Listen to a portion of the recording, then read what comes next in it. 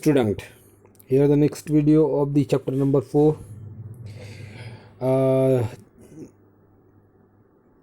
इस वीडियो में हम ग्रिप्ट एक्सपेरिमेंट के बाद क्या एविडेंस या किस एक्सपेरिमेंट हुए इसके बारे में डिस्कस करने वाले हैं।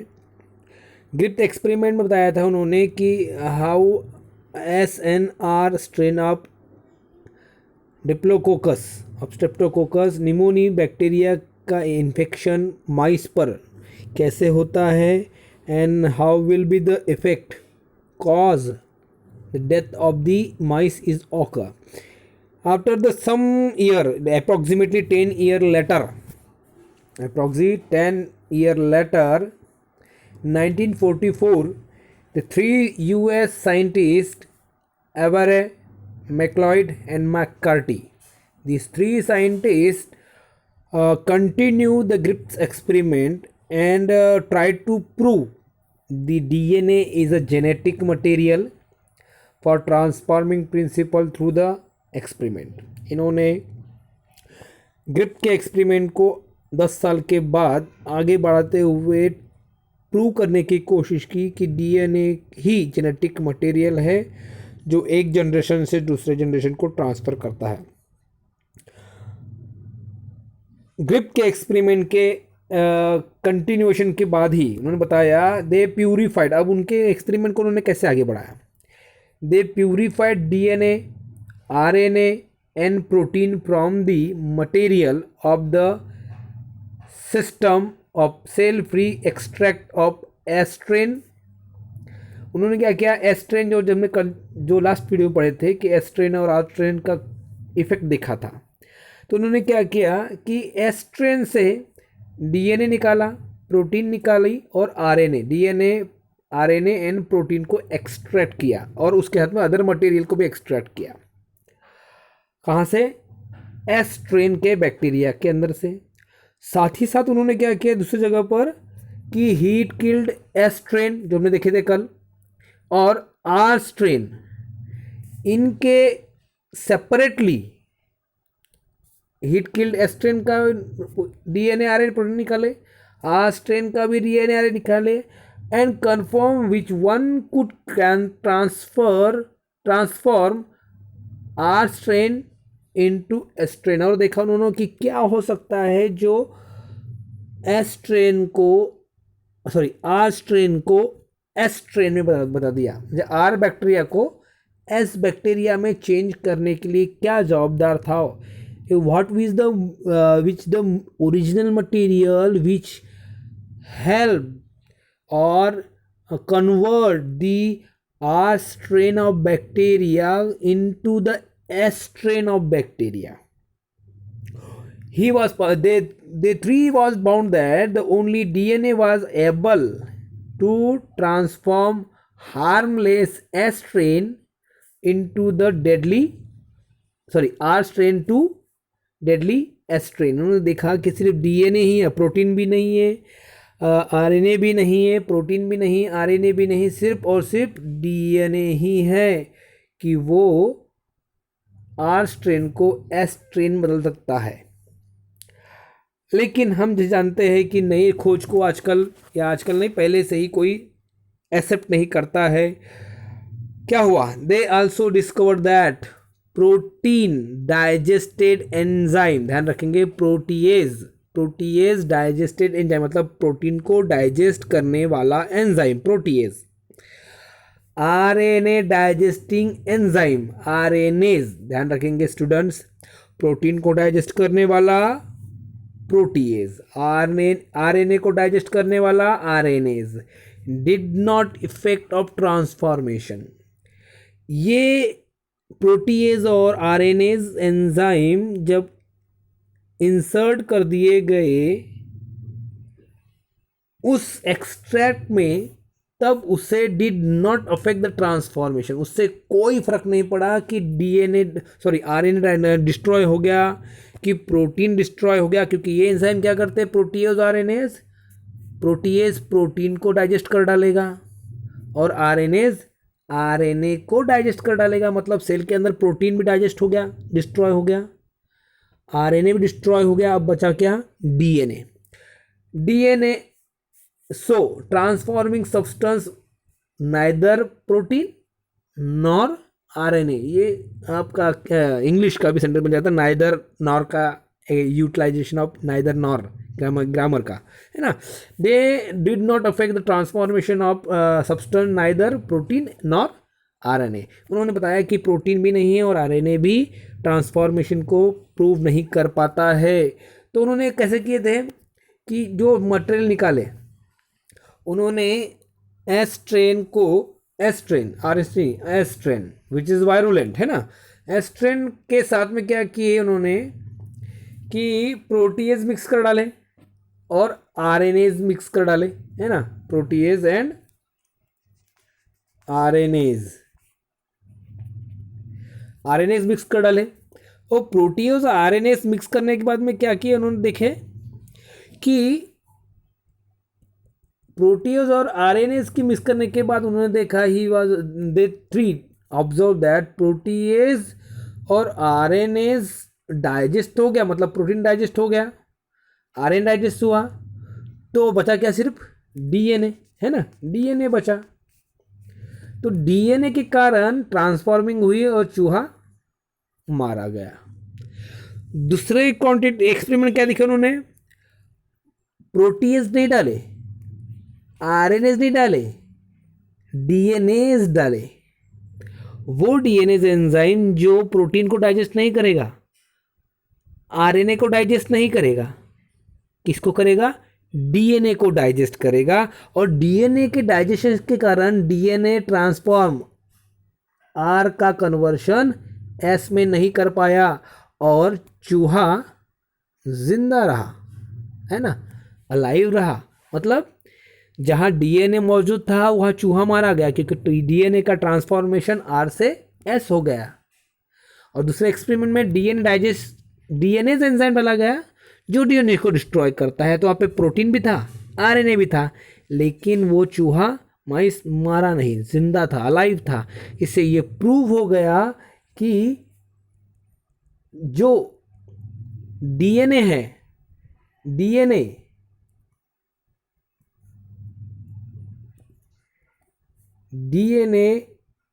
विद द डीएनएज, ये वाला यहाँ पर स्पेलिंग मिस्टेक आपकी बुक की प्रिंट है, ये यहाँ पे कैपिटल ए होना चाहिए। DNAs did not inhibit the transformation suggested that DNA cause the transformation. उन्होंने देखा कि एक्सपेरिमेंट में डीएनए तो गायब हो गया है, उसके कारण ट्रांसफॉर्मेशन हुआ नहीं और चूहा अलाइव था। These experiment prove that the transformation principle of DNA is occur but हमेशा के जैसे ही but all biologists of the world not convinced, दुनिया के कोई भी साइंटिस्ट इन तीनों के एक्सपेरिमेंट से कन्विंस नहीं हो पाए कि सही में डीएनए ही जेनेटिक मटेरियल है जो ट्रांसफॉर्मिंग होता है, ना कि प्रोटीन और आरएनए। फाइनली दो और साइंटिस्ट आए, हार्शी एंड चेस, इन 1952। 8 साल बाद, 10 साल बाद उनका एक्सपेरिमेंट हुआ, 10 साल बाद फेल हो गया, तो उनके एक्सपेरिमेंट को उन्होंने 8 साल बाद फिर से हार्शी एंड कैश ने एक्सपेरिमेंट किया। और इस बार उन्होंने चूहे का एक्सपेरिमेंट नहीं किया, इस बार इन्होंने बैक्टीरियोफेज का इस्तेमाल किया। ये शायद आपने वर्ड देखा है, सुना है, बैक्टीरियोफेज मतलब the virus which digest the bacterial cell, okay, which digest the bacterial cell or destroy the bacterial phase। उस बैक्टीरियोफेज वायरस के ऊपर में उन्होंने एक्सपेरिमेंट किया, किसने, हार्शी एंड कैश ने, है ना। तो वो क्या था एक्सपेरिमेंट, हम देखते हैं, हार्शी एंड कैश एक्सपेरिमेंट। अब हार्शी एंड कैश ने 1952 में क्या एक्सपेरिमेंट किया, इन्होंने क्या किया, आपकी बुक की डायग्राम आगे आएगी, हम देखते हैं। Hershey and Chase work on virus bacteriophage which infect to the bacteria, that's why known as bacteriophage. Bacteria को इन्फेक्ट करता है वायरस, इसलिए उस वायरस को बैक्टीरियोफेज कहा जाता है। विच bacteria virus is composed of, हमने पढ़ चुके हैं बेसिकली 11th में ही। तो बैक्टीरिया बनता है प्रोटीन से, है ना, है ना, क्या बनता है, प्रोटीन से प्लस जेनेटिक मटेरियल या डीएनए, सॉरी डीएनए या फिर आरएनए, है ना, आरएनए, चलो जो भी है, प्रोटीन या आरएनए से, डीएनए से, जेनेटिक मटेरियल से बनता है। अब बैक्टीरियोफेज बना है प्रोटीन और डीएनए या आरएनए, हम डीएनए लेते सिर्फ, ठीक है, तो प्रोटीन और डीएनए, इसके अलावा कुछ भी नहीं है, कुछ भी नहीं है, क्योंकि वायरस दो ही चीज़ों से बना होता है, हमने पहले पढ़ चुके हैं 11th क्लास में ही। अब क्या होगा, उन्होंने ये सब करते हुए एक चीज़ को ध्यान रखे कि प्रोटीन और DNA, they use radio active phosphorus medium for the virus. उन्होंने वायरस के लिए जो मीडियम बनाया था उसमें क्या किया, फॉस्फोरस का होता है फॉस्फोरिक एसिड, याद रखेंगे, डीएनए में होता है फॉस्फोरस का फॉस्फोरिक एसिड, फॉस्फोरस, और रेडियो एक्टिव सल्फर जो कि होता है प्रोटीन में, सल्फर ब्रिज के स्वरूप में, in the form of sulphur bridge. तो सल्फर हो गया प्रोटीन में और फॉस्फोरस हो गया डीएनए में। ये दोनों चीज थे रेडियो एक्टिव, इन्होंने इस्तेमाल किए, है ना। They grow virus on medium containing the radio active phosphorus and other into the radio active sulphur. अलग अलग दो मीडियम बनाए, एक में सल्फर था रेडियो एक्टिव, एक में फॉस्फोरस रेडियो एक्टिव था। ऐसे जहां पर बैक्टीरिया को फेस को उन्होंने लेबोरेटरी के अंदर में कल्चर किया, ग्रो किया। अब क्या हुआ, virus grow in presence of radio active radioactive phosphorus contain the radioactive DNA. जिस मीडियम में क्या था,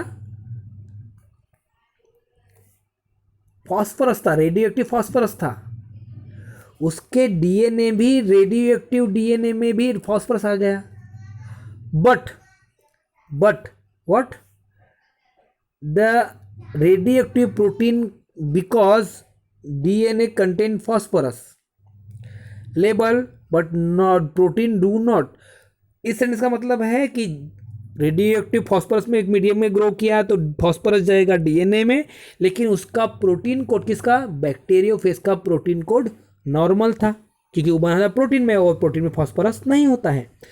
दूसरे experiment, similarly virus which grow on the radioactive sulphur which have normal no radioactive DNA, उसके रेडियोएक्टिव डीएनए नहीं था, क्योंकि DNA में सल्फर नहीं होता है, इसलिए उसका डीएनए नॉर्मल था, बट